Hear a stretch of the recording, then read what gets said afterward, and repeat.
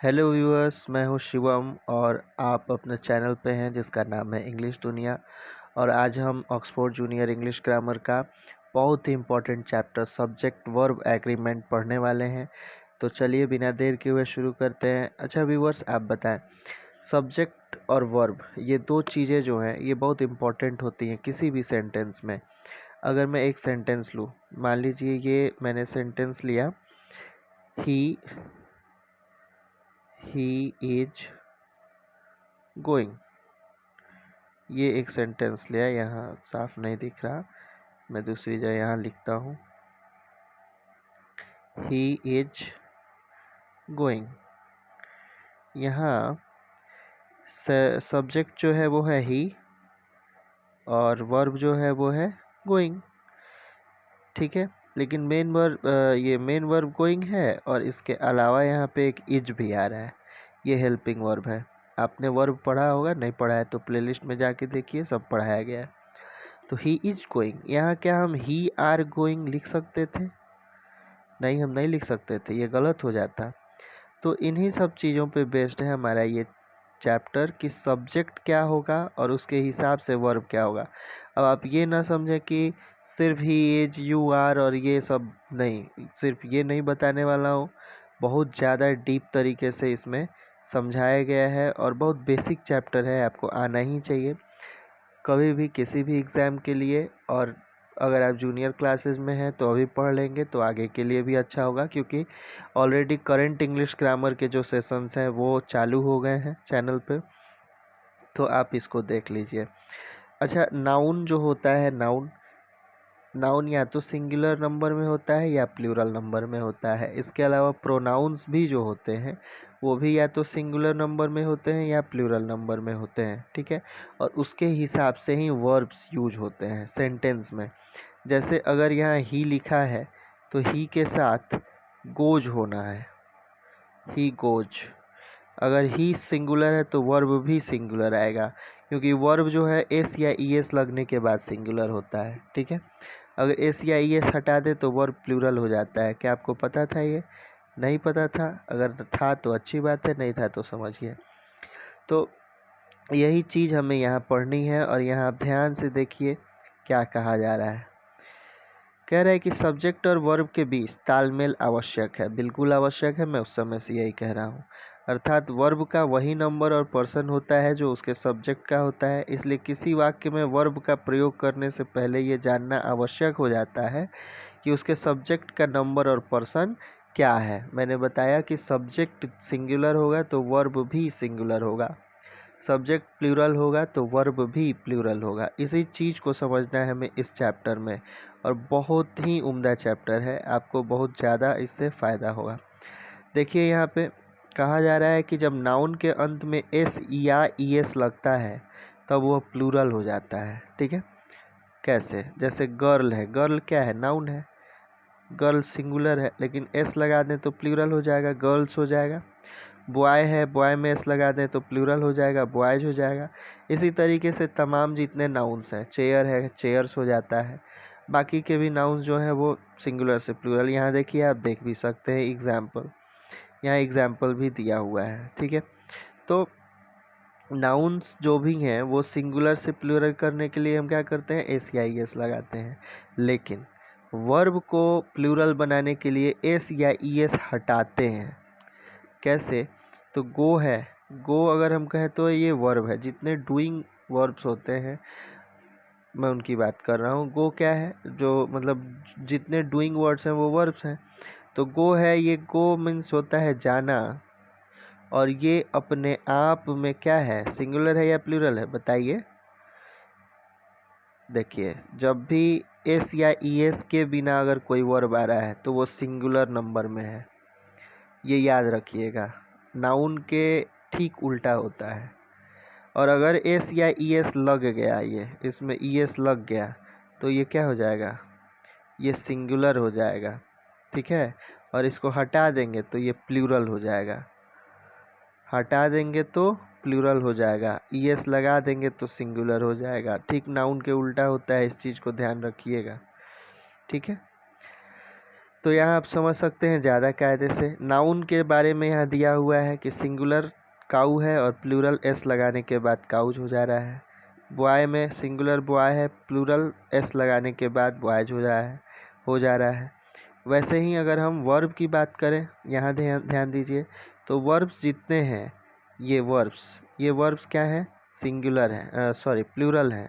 और जब हम एस या ई एस लगा दे रहे हैं यहाँ पे तो ये सिंगुलर हो जा रहे हैं। ठीक इसके उल्टा इस चीज़ को ध्यान रखिएगा, वर्ब्स में एस या ई एस लगाने के बाद वो प्लूरल हो जाता है, ये हमेशा याद रखना होगा। ठीक है ना, यहाँ वही चीज़ दी हुई है। आगे अब सेकेंड रूल जो है वो क्या है, rule number second, singular subject के साथ सिंगुलर वर्ब का प्रयोग होता है और प्लूरल सब्जेक्ट के साथ प्लूरल वर्ब का प्रयोग होता है। ये तो आप जानते ही होंगे, जब आप ट्रांसलेशन बनाते होंगे तो आपने देखा भी होगा कि जब हम क्या करते हैं, सिंगुलर सब्जेक्ट यूज करते हैं तो वर्ब भी क्या होता है, सिंगुलर होता है। मैंने अभी बताया कि वर्ब में एस या ई एस लगाने के बाद वह सिंगुलर हो जाता है और हटाने के बाद प्लूरल हो जाता है। तो ये तो बहुत आसान है। काउज प्लूरल है तो गिव क्या होगा, प्लूरल वर्ब होगा, गिव प्लूरल होगा। यहाँ क्या हम ई एस या एस लगा सकते हैं, नहीं लगा सकते, इसीलिए यहाँ हम क्या कर सकते हैं, काउज गिव मिल्क। ठीक है ना। These pens are red, these क्या है, प्लूरल है, तो दीज प्लूरल है तो दीज पेन्स क्या है, प्लूरल है, तो आर होगा यहाँ पे। ठीक है ना, आर होगा, यहाँ इज तो लगा नहीं सकते, जनरल सी बात है। अब वर्ब आपने नहीं पढ़ा है तो आप जाके प्लेलिस्ट में पढ़िए, क्योंकि इज आर एम कौन से वर्ब होते हैं, फिर मेन वर्ब क्या होता है, ये सब मैंने पढ़ा दिया है। ट्रांजिटिव वर्ब, इंट्रांजिटिव वर्ब सब कायदे से समझा दिया है। चलिए आगे देखते हैं, ज़रा सा इसको इरेज कर लूँ, बाद में प्रॉब्लम होती है। आगे कह रहा है नोट वन, सिंगुलर अगर आई सिंगुलर है परंतु इसके साथ प्लूरल वर्ब का प्रयोग होता है। अब इस चीज़ को समझिए, आई जो है ये आई मीन्स होता है मैं, और मैं तो भाई सिंगुलर होगा ना, प्रैक्टिकली तो हम यही कहेंगे कि ये सिंगुलर है। लेकिन आप हमेशा याद रखें कि आई के साथ कभी भी और सदा और सर्वदा प्लूरल वर्ब का ही यूज होता है। वो वर्ब्स जो भी होंगे वो क्या होंगे, प्लूरल होंगे। जैसे I have eaten, not I has eaten, ये गलत हो जाएगा। I have a dog, I has a dog नहीं, I have been sleeping, not I has. यहाँ सब में क्या होगा, यहाँ I love my friends, not I loves my friends, नहीं। जैसे कि सिंगुलर्स जो भी सब्जेक्ट्स हैं उनके साथ वर्ब एस या ई एस के साथ आता है, लेकिन आई चूँकि सिंगुलर है लेकिन फिर भी लव जो है वो एस या ई एस के साथ नहीं आएगा, ये हमेशा याद रखिएगा। और ये आप ट्रांसलेशन में पढ़ेंगे भी, जब ट्रांसलेशन पढ़ेंगे या पढ़ा होगा तो आप जानते भी होंगे। अगला नोट 2 क्या कह रहा है कि यू जो है, ये थोड़ा साफ नहीं है, मैं बोल देता हूँ, समझ लेंगे आप। यू क्या है, यू सिंगुलर के लिए भी यूज होता है और प्लूरल के लिए भी। यू मीन्स तुम और तुम लोग दोनों होता है, और सिंगुलर भी होगा तो भी यू के साथ आर, वेयर, हैव है, यही सब लगेगा। ठीक है ना, यानी कि प्लूरल वर्ब्स लगेंगे। अगर सिंगुलर के लिए से तुम अमीर हो तो यू आर रिच, अगर तुम लोग अमीर हो तो भी यू आर रिच ही, ये नहीं कि यू इज रिच, हाँ यू वाज रिच, नहीं, ऐसा नहीं होता है।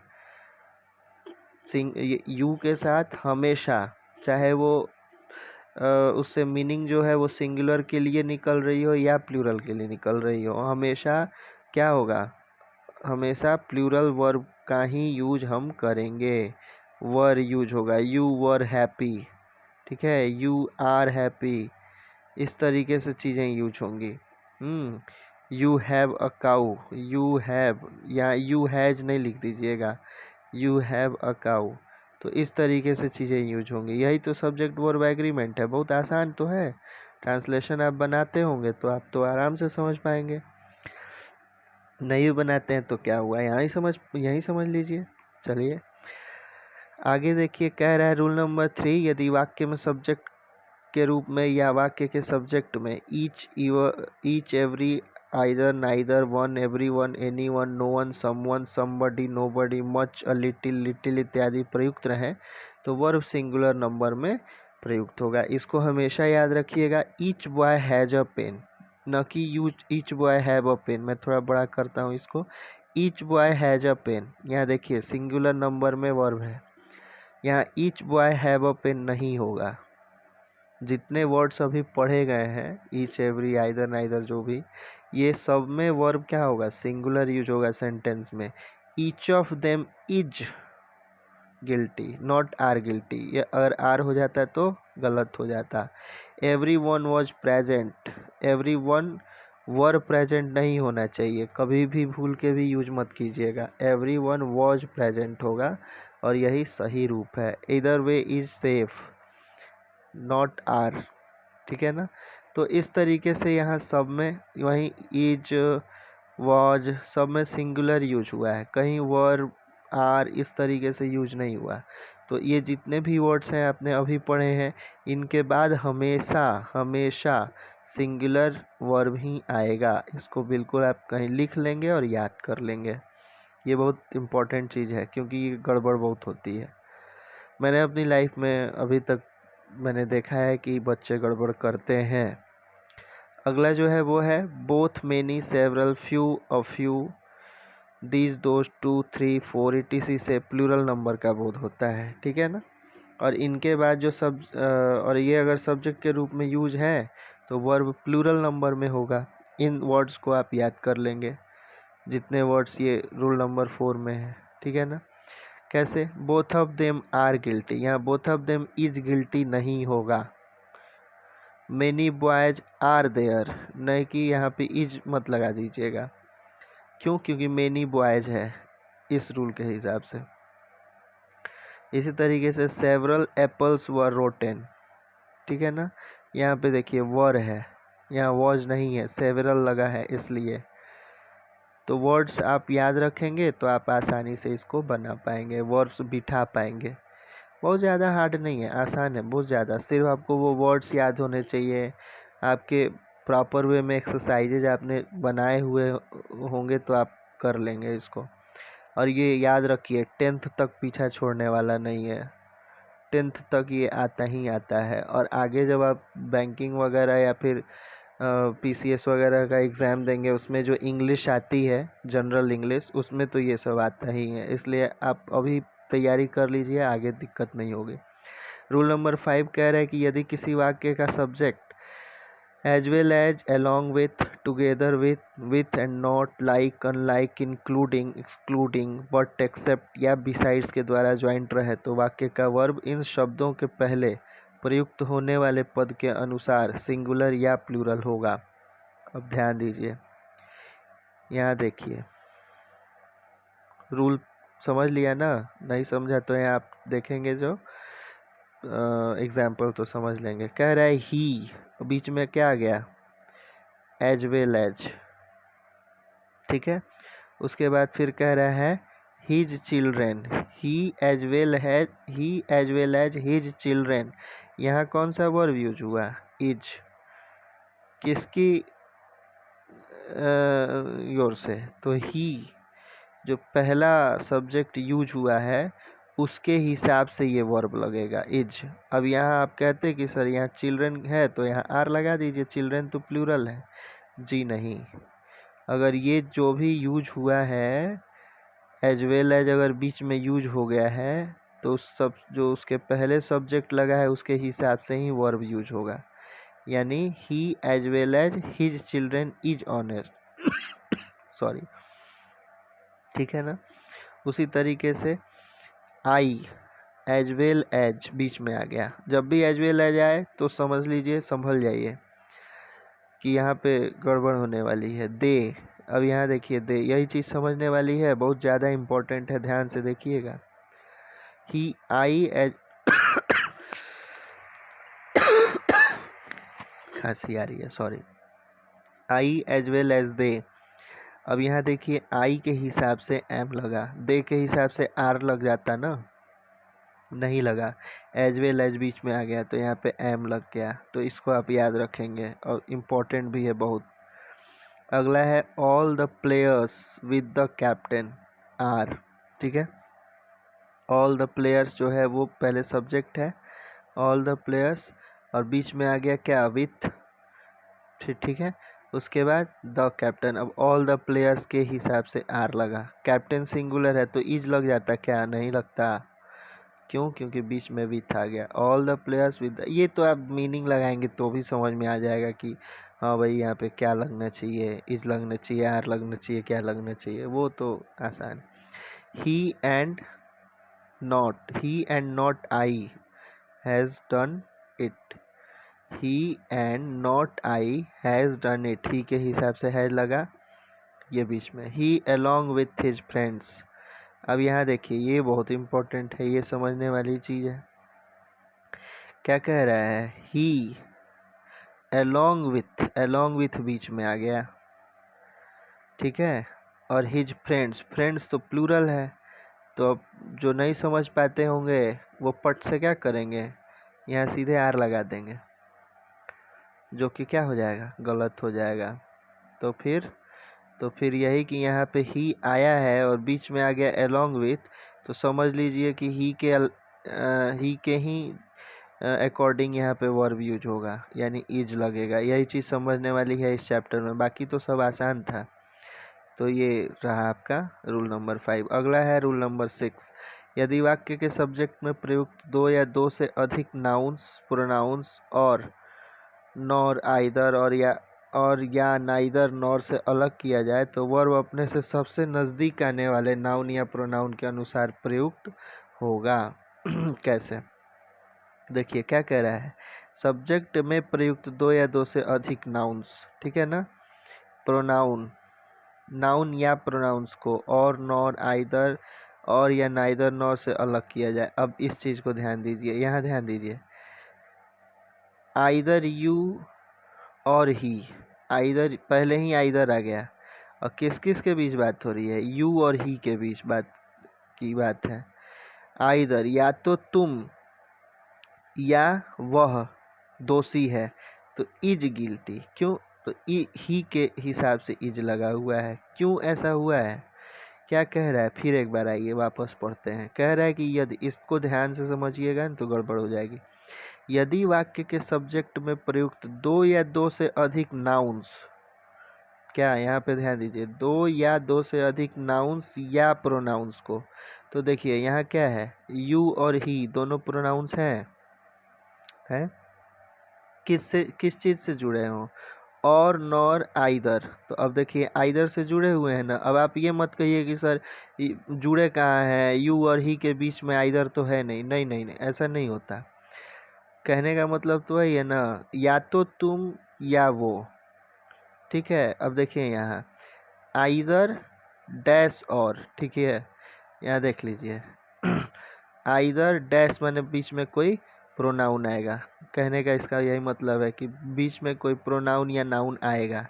यहाँ क्या आएगा, यहाँ पे डैश जो दिया हुआ है, यहाँ पे कोई प्रोनाउन या नाउन आएगा, तो यहाँ क्या आ गया, देखिए तो आइदर और के बीच में एक प्रोनाउन यू आ गया, ये यू आया है प्रोनाउन, तो आइदर यू और ही।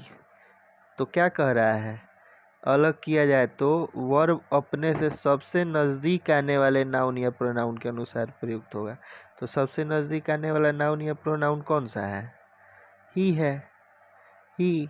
तो ही जब आ गया तो इसके हिसाब से इज लगा देंगे, ही के हिसाब से इज लग जाएगा, यहाँ ही है तो इसके हिसाब से इज लग जाएगा, इज हो तो गया।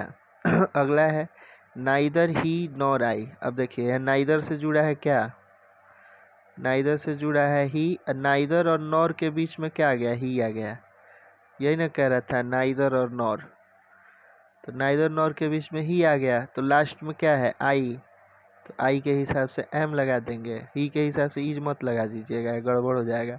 ये सब टेक्निकल चीज़ें हैं, थोड़ी समझनी पड़ती हैं, अगर आप इतना समझ लेंगे तो फिर ग्रामर आपकी मुट्ठी में हो जाएगा, ठीक है। और ये सब वैसे ही तो बना हुआ है, कुछ तो दिक्कत नहीं है, सब वैसे ही बना है। आर यू और ही टू प्लेम, यू और ही है तो ही के हिसाब से क्या होगा, यूज होगा, आर यू और ही टू ब्लेम। वैसे ही ये सब वैसे ही बनेगा। आगे आइए। 7 कह रहा है कि कुछ वाक्यों में सब्जेक्ट की बनावट इस प्रकार रहती है, noun plus preposition plus noun. Noun रहता है, बीच में प्रीपोजिशन तब नाउन। देखिए कैसे, द काऊ नाउन है, फिर यहाँ राम है बाद में और बीच में एक प्रीपोजिशन है ऑफ। ठीक है, वैसे ही the boys of this school, noun preposition noun आ गया।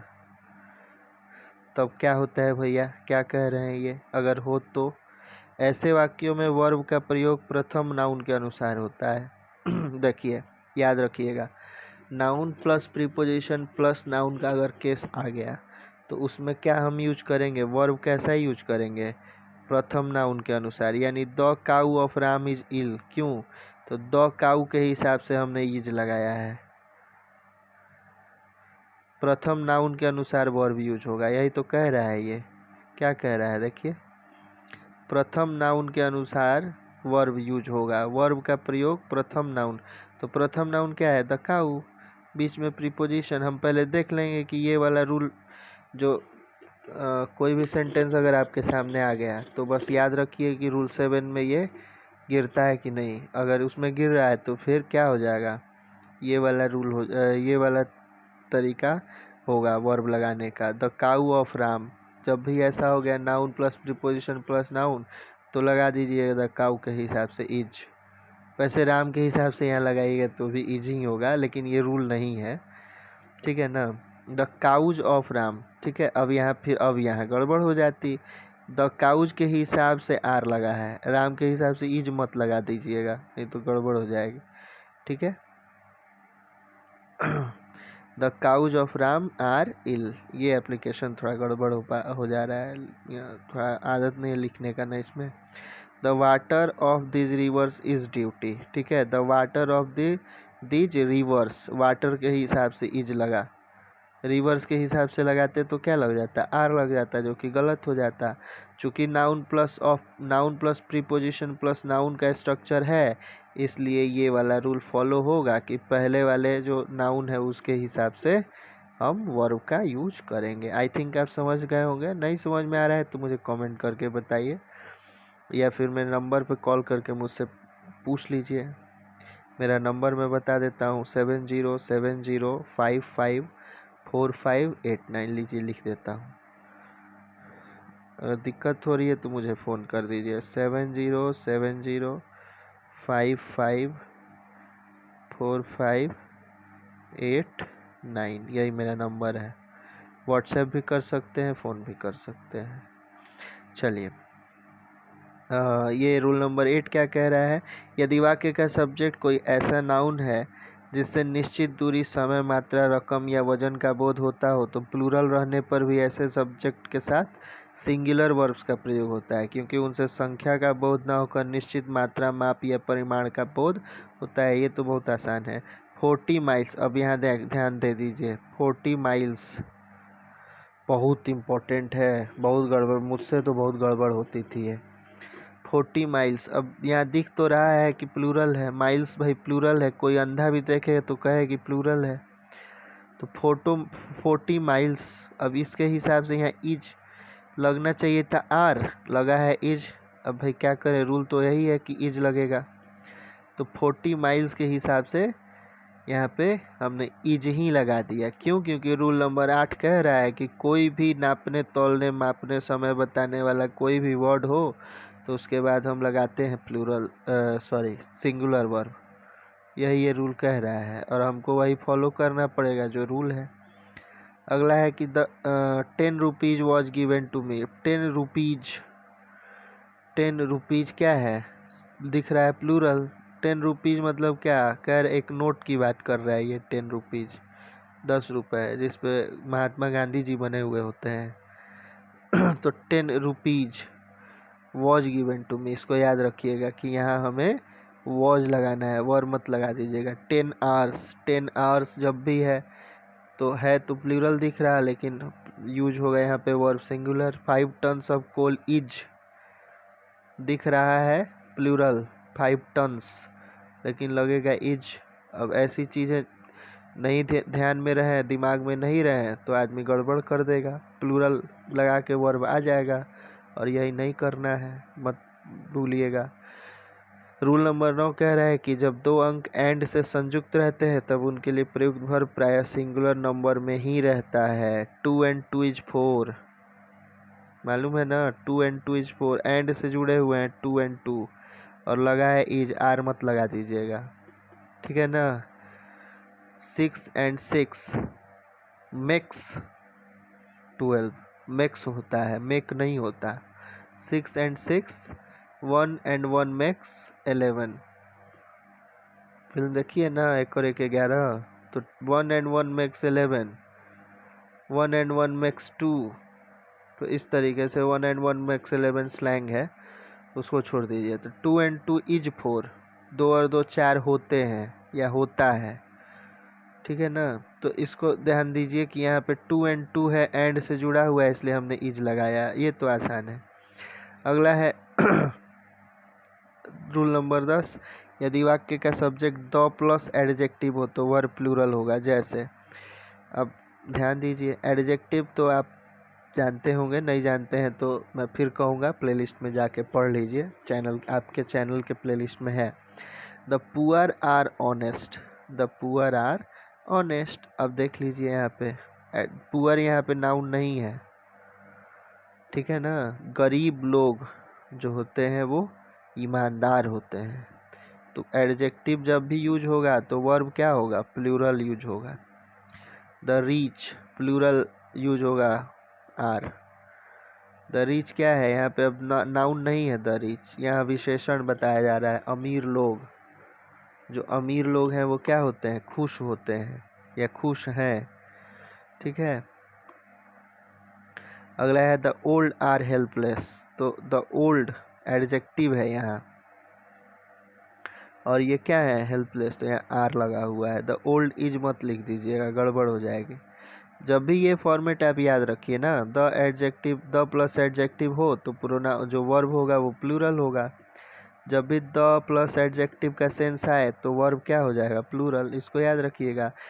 नहीं याद हो रहा है तो आप क्या कीजिए, एक ठो इसका एग्जाम्पल याद रखिए, एक एग्जाम्पल याद रखिए, द पुअर आर ऑनेस्ट, याद रहेगा। रूल भी याद रहेगा, the poor are honest, rule आपको याद रहेगा, सिर्फ एक एग्जाम्पल याद रखिए। सबका एक एक एग्जाम्पल याद रखिएगा ना, तो आपको मैक्सिमम चीज़ें याद रहेंगी। यही तरीका होता है पढ़ने का। अगला है रूल नंबर 11, कुछ ऐसे सिंगुलर नाउन्स हैं जो एंड से जुड़े रहते हैं और प्रयोग में बराबर एक साथ आते हैं, मानो एक नाउन दूसरे का जोड़ा है। ऐसे वाक्यों का वर्ब सदा सिंगुलर रहता है क्योंकि उनसे एक ही वस्तु भाव विशेष का बोध होता है, अलग अलग दो वस्तुओं का नहीं। जैसे, हाँ अब देखिए, दाल और भात, हिंदी में समझिए, दाल और भात। हाँ, वो बच्चों सब देखता है मोटू और पतलू कार्टून में, वो। या फिर फ्राइड राइस और करी, देखिए यहाँ राइस एंड करी तो दिया ही हुआ है, राइस एंड करी, ठीक है। तो इस तरीके से अब ये यहाँ हम क्या समझेंगे, वही खाना है, राइस एंड करी। तो ऐसा जब भी हो तो हम वहाँ वर्ब यूज करेंगे इज का, यही तो एग्रीमेंट है, समझौता इनके बीच है। सब्जेक्ट और वर्ब के बीच समझौता है कि हम सब्जेक्ट आएंगे तो वर्ब कौन सा लाएंगे।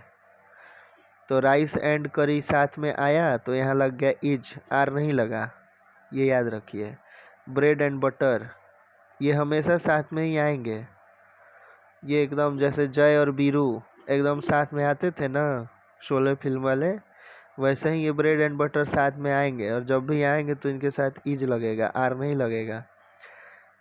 कह ही रहा है कि कुछ ऐसे शब्द हैं जो हमेशा साथ में ही कहीं आते हैं, और जब ऐसा होगा तो फिर उनके साथ हम इज लगाएंगे। Slow and steady wins the race, आपने हमेशा ये सेंटेंस तो कम से कम सुना ही होगा, पढ़ा ही होगा।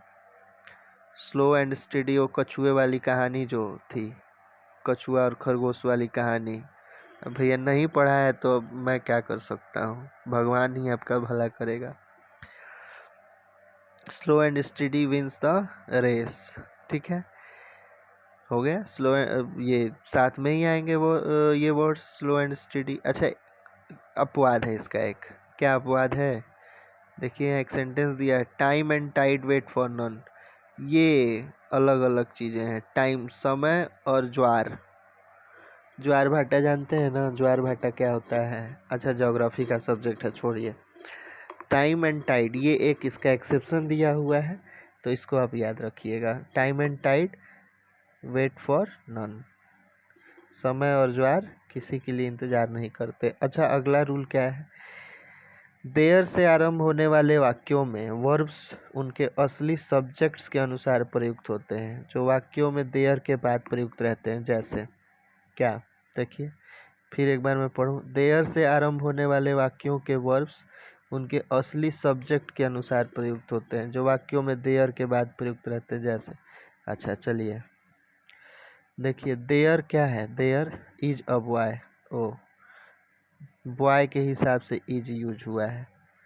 देयर के बाद इज आर वर जो भी लगाना है वो लास्ट में देख लीजिए कि सब्जेक्ट क्या है, बॉय है, वीमेन है, गर्ल्स लिखा हुआ है, मतलब प्लूरल है कि सिंगुलर है। नहीं क्लियर हो रहा है तो अगले एग्जाम्पल से क्लियर हो जाएगा। देखिए यहाँ दीज, देयर यहाँ पे भी है, ऊपर भी था, लेकिन यहाँ देयर के बाद आर लगा है। क्यों? क्योंकि बॉयज है, बॉयज के हिसाब से लगा हुआ है। There is no book, no book in the box, book के हिसाब से इज लगा हुआ है। यहाँ देखिए देयर आर नो बुक्स, अब यहाँ पे बुक्स के हिसाब से आर लगा हुआ है, बुक्स के हिसाब से आर लगा हुआ है। There are no books in the box, हो गया। अब क्या कह रहा है? कुछ ऐसे विषय, बीमारी, खेल, किताब, देश और शहर के नाम हैं जिनके अंत में एस लगा रहता है, फिर भी इनके साथ सिंगुलर वर्ब्स का ही प्रयोग होता है। याद रखिएगा इन सबों के नाम। क्या कह रहा है? मीजल्स, मॉम्स, सीटीसी, देखने में सब प्लूरल है लेकिन सबके साथ हम सिंगुलर वर्ब का यूज करते हैं, ईज, वाज, इस तरीके का यूज करते हैं। ठीक है ना? खेलों के नाम देखने में प्लूरल्स हैं लेकिन यूज इनके साथ वर्ब कौन सा होता है? सिंगुलर वर्ब यूज होता है। ठीक है ना? विलियर्ड्स इज, बिलियर्ड्स इज होगा, डार्ट्स इज होगा। ठीक है ना? इस तरीके से विषयों के नाम सब प्लूरल दिख रहे हैं लेकिन है एक्चुअली सब क्या? सब सिंगुलर नाम होंगे, और इनके साथ वर्ब कैसा यूज होगा? सिंगुलर यूज होगा, क्योंकि सब्जेक्ट जब भी सिंगुलर होता है तो वर्ब सिंगुलर यूज होता है। देश और शहर के नाम, इन सबको आपको याद करना होगा। ठीक है ना? देखिए यहाँ एग्जाम्पल्स भी दे भी दिया है, देख लीजिएगा। यहाँ एग्जाम्पल्स आप पढ़ भी सकते हैं। देश और शहर के नाम दिया हुआ है, Wales, Athens, the United States, सब दिखने में प्लूरल है। सिंगुलर प्लूरल पढ़ा था तो पढ़ा था ना कि न्यूज जो है ये प्लूरल नहीं माना जाएगा, न्यूज, NEWS, न्यूज। वैसे ही तो है यहाँ, कहाँ कुछ गड़बड़ है? Wales, Athens, the United States, सब क्या है? सब सिंगुलर नाम है लेकिन लग रहा है कि प्लूरल है, तो इनको आप क्या कर लीजिएगा? याद कर लीजिएगा। ये बहुत गड़बड़ करते हैं सब। यहाँ देखिए, measles is a dangerous disease, is का यूज हुआ है। Mathematics is not an easy subject, is का यूज हुआ है। The United States is a great country, यहाँ पे इज का ही यूज हुआ है। Lamps tales from Shakespeare is an interesting book, यहाँ टेल्स क्या है? टेल्स, टेल माने स्टोरी होती है, कहानी। तो अब टेल्स प्लूरल दिख रहा है लेकिन है नहीं, यहाँ इज का यूज हो गया है। From Shakespeare is an interesting book. ठीक है, तो अब आप इसको मन से याद कर लीजिए, पढ़ लीजिए। मैं कोशिश करता हूँ कि जल्द से जल्द ये जो एक्सरसाइज है इसको आपके लिए बना के और अपलोड कर दूँ। देख लीजिए यहाँ पे आप रोक के पॉज करके आप इसको बना सकते हैं। मैं पूरा ये कर दे रहा हूँ, लीजिए यहाँ पे।